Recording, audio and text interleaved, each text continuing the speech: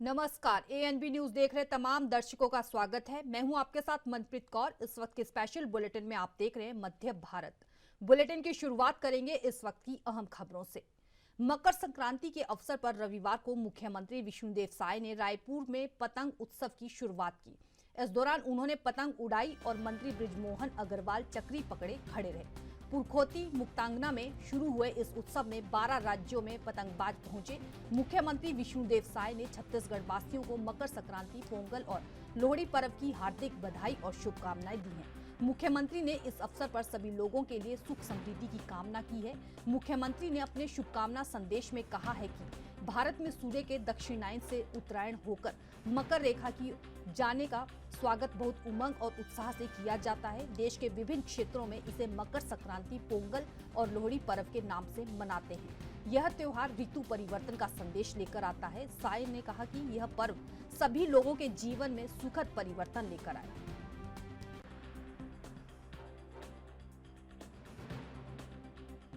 आज पुरखोती मुक्तांगन के इस प्रांगण में मकर संक्रांति, पोंगल और अलग अलग समाज के द्वारा अलग अलग नाम से मनाते हैं। ऐसे पावन त्योहार को मनाने के लिए यहां पर एकत्रित हुए हैं और ऐसे अवसर पर मंच में विराजमान है हमारे उच्च शिक्षा और संस्कृति विभाग के मंत्री श्री बृजमोहन अग्रवाल जी, हमारे प्रदेश के कृषि और आदिम जाति कल्याण मंत्री श्री रामविचार नेताम जी, हमारे रायपुर के सांसद सुनील सोनी जी, हमारे विधायकगण खुशवंत साहिब जी, साहू जी, अनुज शर्मा जी, आदरणीय कीर्ति व्यास जी, मंच में विराजमान सभी महानुभावगण और आज के इस पावन अवसर में विभिन्न समाज के बंधुगण यहाँ पर उपस्थित हैं।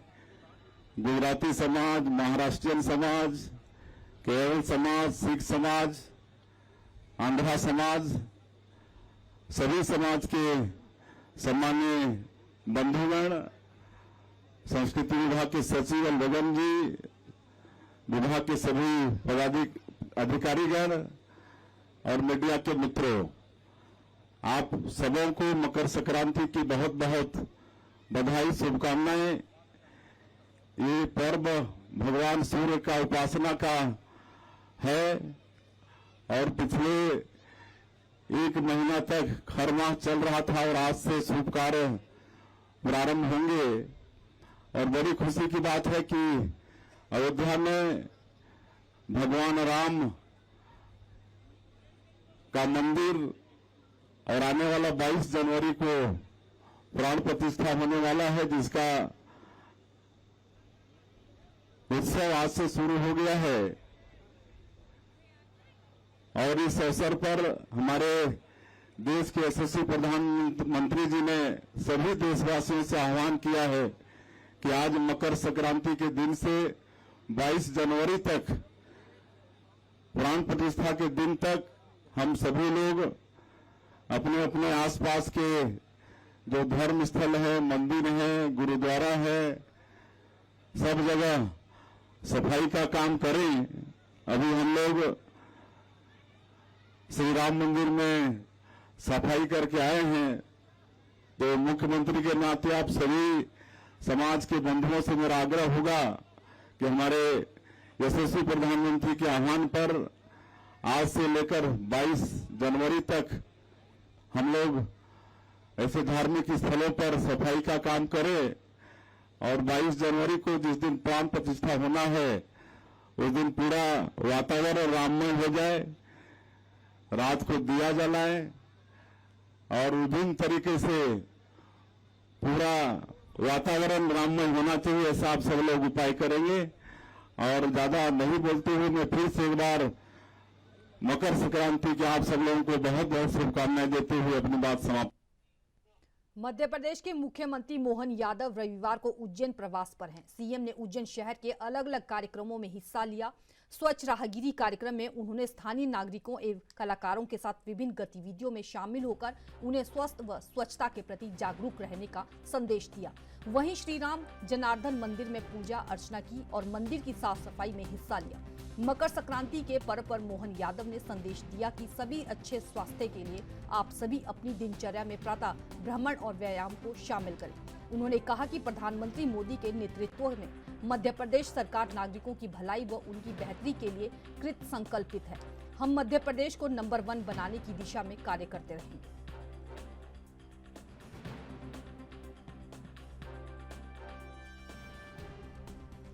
मध्य प्रदेश के मुख्यमंत्री मोहन यादव रविवार को उज्जैन प्रवास पर हैं। सीएम ने उज्जैन शहर के अलग अलग कार्यक्रमों में हिस्सा लिया। स्वच्छ राहगिरी कार्यक्रम में उन्होंने स्थानीय नागरिकों एवं कलाकारों के साथ विभिन्न गतिविधियों में शामिल होकर उन्हें स्वास्थ्य व स्वच्छता के प्रति जागरूक रहने का संदेश दिया है। वहीं श्री राम जनार्दन मंदिर में पूजा अर्चना की और मंदिर की साफ सफाई में हिस्सा लिया। मकर संक्रांति के पर्व पर मोहन यादव ने संदेश दिया कि सभी अच्छे स्वास्थ्य के लिए आप सभी अपनी दिनचर्या में प्रातः भ्रमण और व्यायाम को शामिल करें।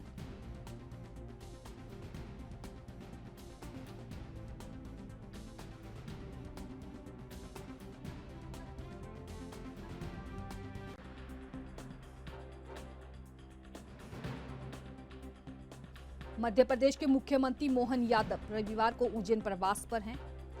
सीएम ने उज्जैन शहर के अलग अलग कार्यक्रमों में हिस्सा लिया। स्वच्छ राहगिरी कार्यक्रम में उन्होंने स्थानीय नागरिकों एवं कलाकारों के साथ विभिन्न गतिविधियों में शामिल होकर उन्हें स्वस्थ व स्वच्छता के प्रति जागरूक रहने का संदेश दिया है। वहीं श्री राम जनार्दन मंदिर में पूजा अर्चना की और मंदिर की साफ सफाई में हिस्सा लिया।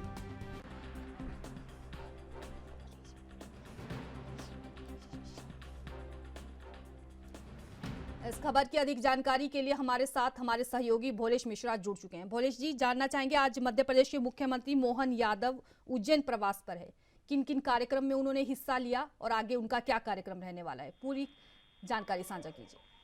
जी बिल्कुल, जैसा कि आज मोहन यादव जी उज्जैन में थे। उज्जैन में उन्होंने सबसे पहले स्वच्छता अभियान के तहत जो प्रधानमंत्री जी ने कहा था कि 14 तारीख को हम अपने मंदिरों की साफ सफाई करेंगे, उन्होंने आज उज्जैन में मंदिरों में साफ सफाई की।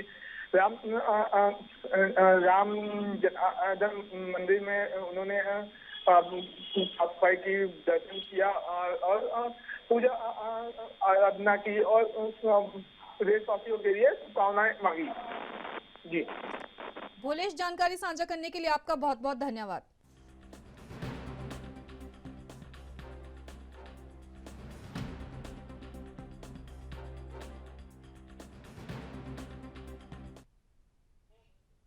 बढ़ते हैं अगली खबर की तरफ। मुख्यमंत्री डॉक्टर मोहन यादव ने सीस्तर 2028 को लेकर किए जाने वाले कामों और शिप्रा नदी शुद्धिकरण को लेकर संभागीय समीक्षा बैठक ली। वे विक्रम आदित्य संकुल भवन में महाकुंभ सिंहस्तर 2028 की तैयारियों के लिए विभिन्न विभागों द्वारा प्रस्तुत कार्य योजना की समीक्षा की। इसके बाद सीएम ने मकोरिया आम में 100 करोड़ रुपए से बनने वाले रेलवे परीक्षण केंद्र का भूमि पूजन किया और पश्चिमी रेलवे के बहुविषयक क्षेत्रीय परीक्षण संस्थान का शिलान्यास किया। इस अवसर पर सांसद अनिल फिरोजिया, विधायक अनिल जैन, कालूखेड़ा महापौर मुकेश टंटवाला, पश्चिमी रेलवे रतलाम मंडल के डीआरएस रजनीश कुमार और अन्य लोग कार्यक्रम में उपस्थित रहे।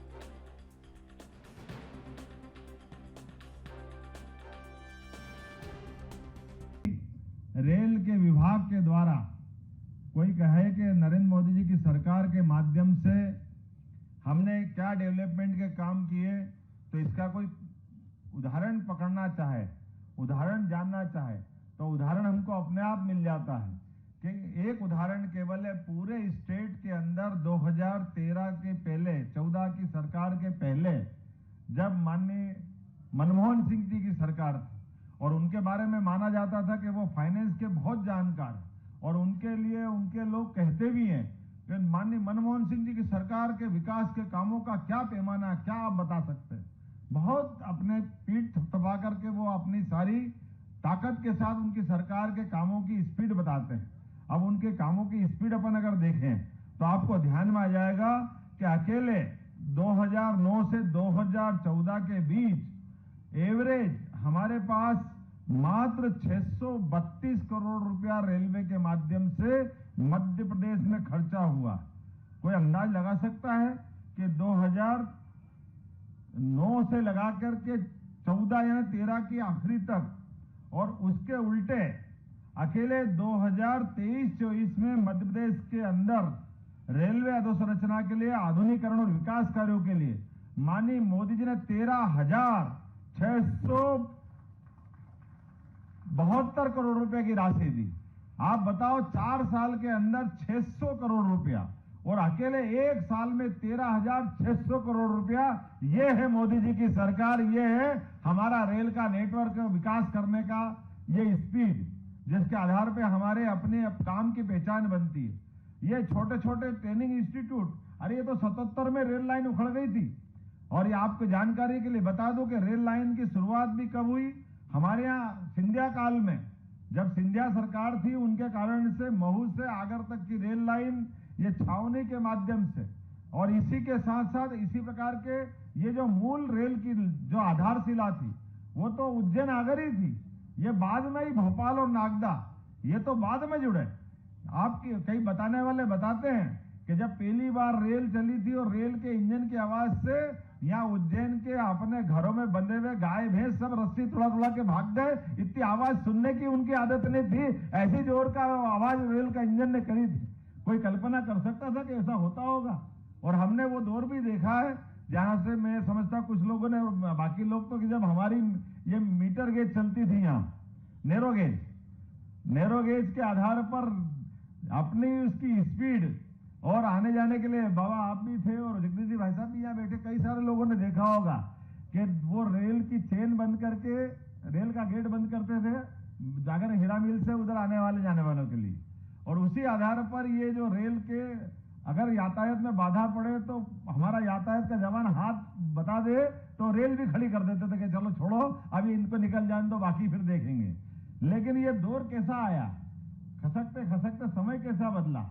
आज वो समय बदला है कि मैं अभी अश्विनी वैष्णव जी से कह रहा था कि आप अपने उज्जैन इंदौर के बीच मेट्रो ले आए, तो उन्होंने कहा मोहन जी जरूरत नहीं है, आप क्यों कर रहे हो उसको? तो मैंने कहा नहीं करते, आप बताओ, हम तो समझ रहे हैं कि इसकी स्पीड मेंटेन करना है। उन्होंने कहा आप ये स्पीड मेंटेन करोगे पर ये मान के चलो कि उज्जैन इंदौर के बीच में आपको 10,000 करोड़ रुपए की ये मेट्रो पड़ेगी, और उसके उल्टे इसकी स्पीड भी मेट्रो ट्रेन की इतनी नहीं आएगी जितनी वंदे भारत मेट्रो की हम स्पीड दे रहे हैं।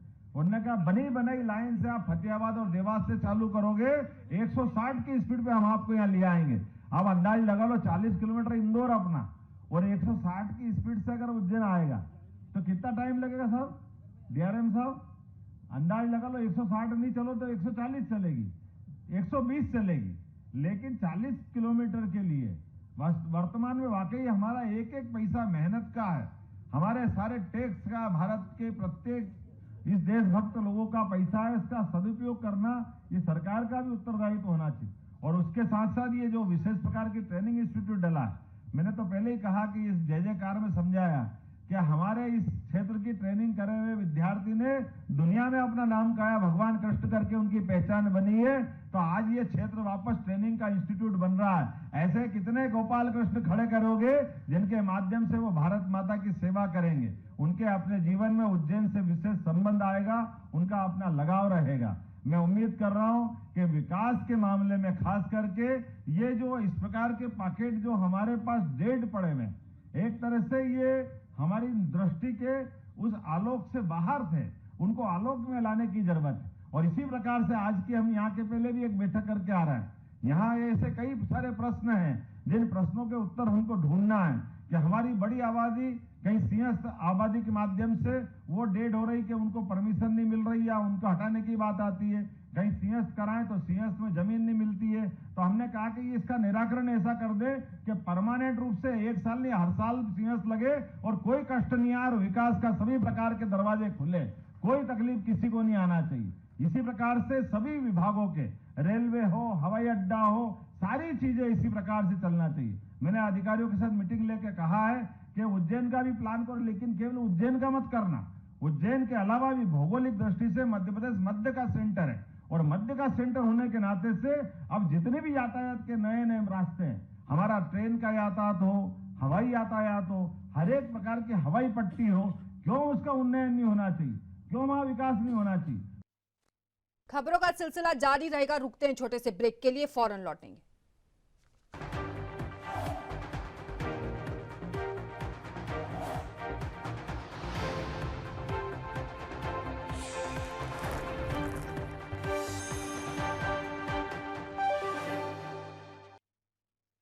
ब्रेक के बाद एक बार फिर से स्वागत है। बढ़ते हैं अगली खबरों की तरफ। मुख्यमंत्री डॉक्टर मोहन यादव ने कालिदास अकादमी में युवा वैज्ञानिक संवाद में शिरकत की।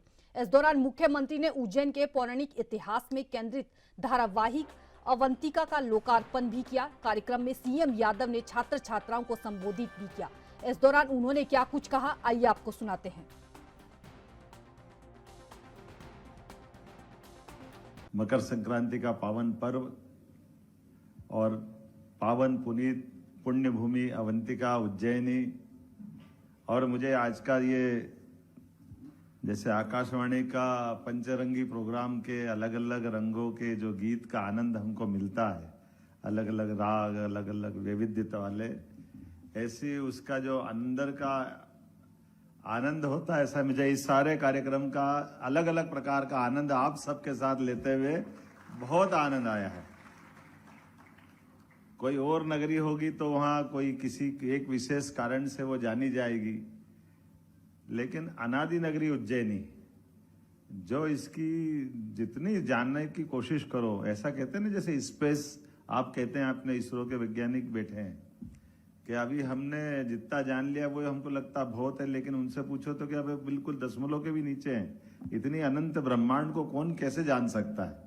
अभी तो उस दिशा में हमारी बहुत नर्सरी में भी हम नहीं है। ऐसी ये जो अपनी अवंतिका नगरी के बारे में भी ऐसे ही माना जाता है, और आज उसका एक लघु रूप अपने को दिखाई दिया है। मकर संक्रांति का पावन पर्व, और उस पावन पर्व पे आमतौर पर हमारे अपने तीज त्योहार पर्व, अभी तो अपने को यही मालूम नहीं पड़ता, किसी से पूछो कि ये पर्व और त्योहार में क्या अंतर, तो ये एक संकट डालता कि पर्व त्योहार क्या होता है। पर्व और त्योहार में कोई अंतर है? अनिल जी क्या है?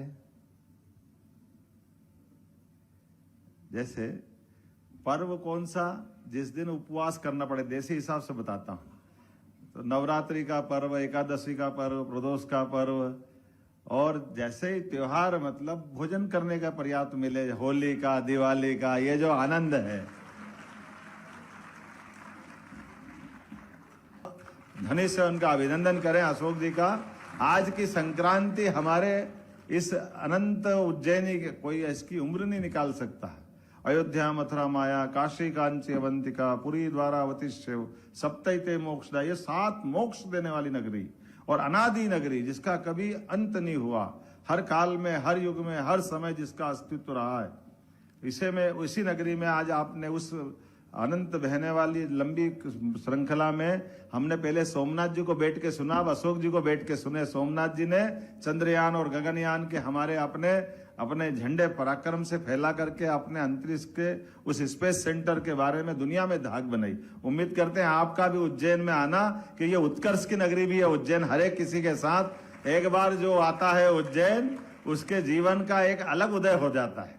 तो हमारे लिए मैं आपके प्रति भी अपने इस नए शुभकामना भरे भविष्य के एक बहुत बड़े अध्याय की आप शुरुआत करें, मंगल कामना देता हूं, बधाई देता हूं। और आपके माध्यम से ये 99 नए विद्यार्थियों के लिए जो आपने संवाद की प्रक्रिया जारी की है, इनकी जिज्ञासाओं में वो सारी अनंत संभावना छिपी हुई है, जो भविष्य में भारत को और इनको खुद को भी आगे कहाँ ले जाएगी, ये परमात्मा ही जानता है।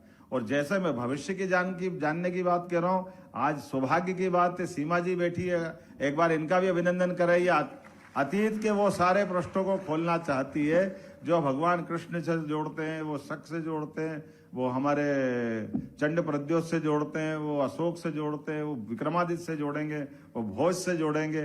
काल के प्रवाह में अतीत को भूल करके भी भविष्य की छलांग नहीं लगा जा सकती। अतीत की सीढ़ियों पे खड़े होकर के ही हम भविष्य के सपनों की तरफ दौड़ लगा सकते हैं। बढ़ते हैं अगली खबर की तरफ। छत्तीसगढ़ में अगले 24 घंटे में रात का पारा 2 से 4 डिग्री तक गिर सकता है। इसके बाद न्यूनतम तापमान में मामूली बढ़ोतरी होगी। ऐसा उत्तर से आ रही हवाओं का सरगुजा संभाग से होते हुए दक्षिण छत्तीसगढ़ की ओर गुजरने से होगा। इस असर से जहां सरगुजा संभाग में लगातार तापमान गिर रहा है, वहीं बिलासपुर और दुर्ग में भी ठंड बढ़ी है।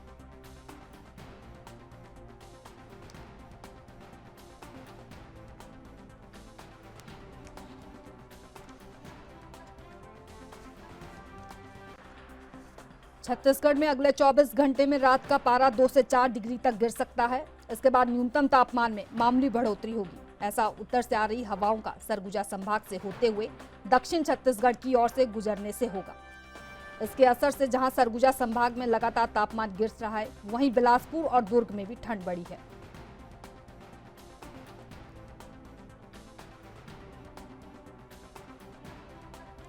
छत्तीसगढ़ में अगले 24 घंटे में रात का पारा 2 से 4 डिग्री तक गिर सकता है। इसके बाद न्यूनतम तापमान में मामूली बढ़ोतरी होगी।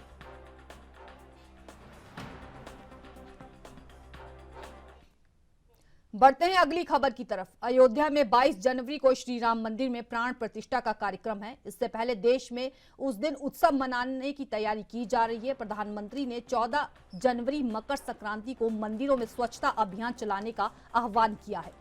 इसको लेकर आज मध्य प्रदेश में बीजेपी के बड़े दिग्गजों ने मंदिरों में स्वच्छता अभियान चलाया। ऐसी कड़ी में मंत्री प्रहलाद पटेल ने रविवार को विदिशा के खाटू श्याम मंदिर परिसर में साफ सफाई की। इस अवसर पर स्थानीय जनप्रतिनिधियों ने स्वच्छता अभियान में भाग लिया।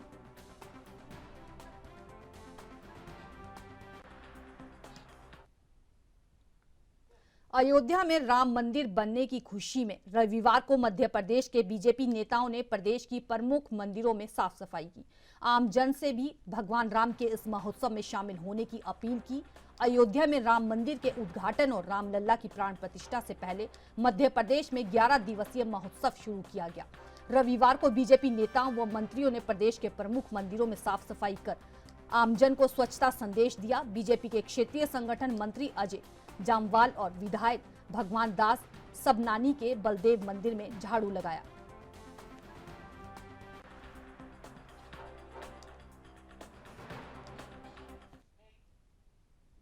फिलहाल मेरे साथ मध्य भारत में इतना ही। तमाम अहम खबरों के लिए देखते रहिए ANB न्यूज़। नमस्कार।